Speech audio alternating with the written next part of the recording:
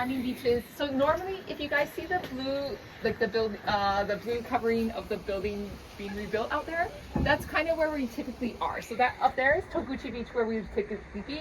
Up to the northern half, so that's where the Marines were landing.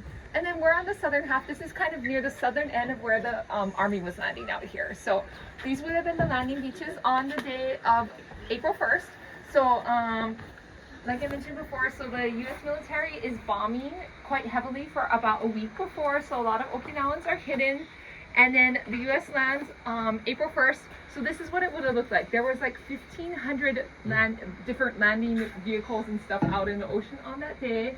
And they landed in total, 50,000 Americans landed on that single day. Yeah. So I have a whole bunch of pictures if anybody's interested, but like, let me just kind of do a circle pictures. This is what it would have been like on April 1st. So U.S. is not heavily bombing. Of course, soldiers and Marines are coming up. So they start landing at 8:30. So when they start landing, they think, okay, this is going to be a horrible, horrible bloodshed. You know, if you look at some of the previous wars in the Pacific, you know, just landing on the beaches, the Japanese are just waiting there. There's a whole bunch of death. So the Americans who are landing on the day, they're told to predict an 80 to 85% casualty rate landing on the beaches. And so most of you are military members, so I think that could, or former military members, like that could, I think it feels even more real to you. Like for me, as someone who's never served in the military, I don't fully understand that fear. But you know, the fear of you're just waiting out there. A lot of them had already been fighting in different places in the Pacific, so they have all those memories of those bad Pacific battles. And then they come out here, 80 to 85% death rate. And there's this rumor that there's like this huge seawall. So you're gonna have to climb over the seawall. And then when you jump on the other side, the Japanese are just gonna be there waiting for you. So really coming out here with just kind of horrible memories and the imagination about what's gonna happen. And then there's very little resistance. So most of the organized resistance is to the south. So Japan is just planning and waiting. Their whole goal is they realize we don't have enough resources, we don't have enough people, so we're just gonna make them wait. We're gonna wait them out till they get down to where we are, and we're gonna be in our heavily fortified tunnels, and we're gonna make it hellish for them to come and fight us. So they're just not gonna waste any energy on the landing beaches at all. So the first day that the US landed, I believe, what is the casualty rate? 400 something? Even less than that. So on the landing day, 20 American troops are killed, 104 are wounded, and 27 are missing. So it's really, really low. You know, they're expecting 80 to 85% injury death rate, and only 100, like less than 200 are even injured, missing, or wounded. So if anybody is looking for like a military read and you've never read it before, so there's this book with the old read by Sledge. And he's one of them who landed on the beach. He was with the Marines, so he landed up near Tomaguchi Beach. And he said, like, it was the most pleasant surprise of the war, landing on the beaches. And so there were some people who were new in his battalion, I believe. And so they're like thinking, oh, this is going to be a cakewalk. You know, all those stories we've heard about other landings, they were exaggerating. They're not telling the truth. But for veterans like him, who this was his third big battle, he was like, where are the Japanese? Like, something's wrong here. I know it's going to happen sometime. I just don't understand what's happening right now. Yeah, so just expecting death and then coming on and being like, wow, this is way different than we expected it to be out here. And so by day 4, the Americans are 8 to 13 days ahead of schedule. So they're just like, what's going on here? This is not the battle we expected.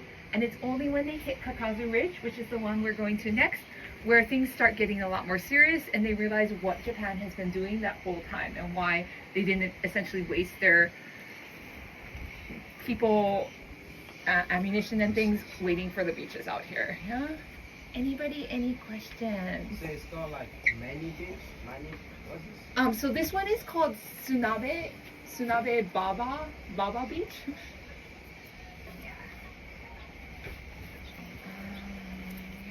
Why is it Baba Beach? Old Lady Beach. Yeah, I know that is. So it's like horse and place.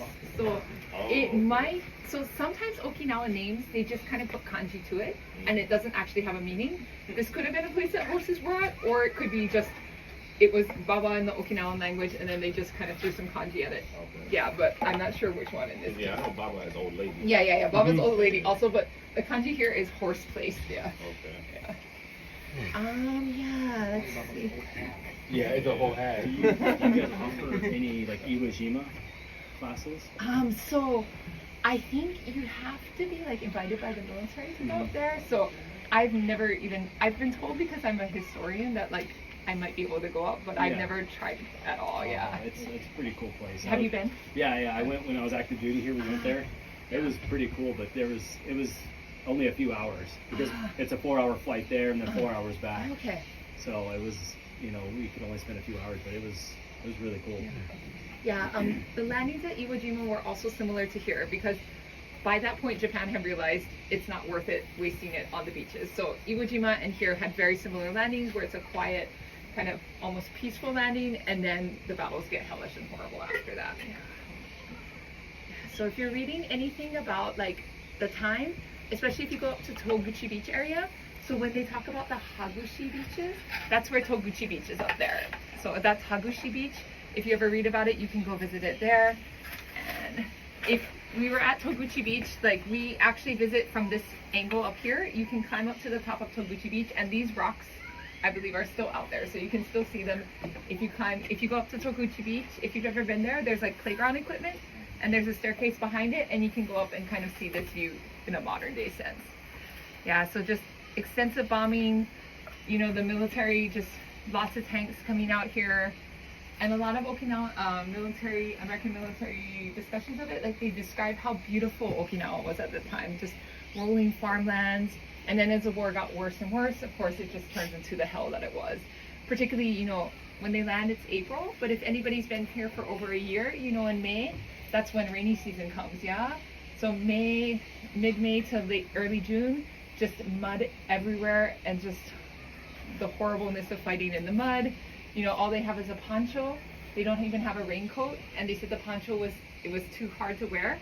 So just soaking wet in the cold rain and just being covered with mud all the time is the American experience in May, and just fighting over and over and over with these fights that, we gain 5 feet and then the Japanese come and push us down. We get up the mountain, they come and push us down, and just over and over and over and over. So things that are quite small ridges to us nowadays, just taking 10, 15, 20 days to get over those ridges.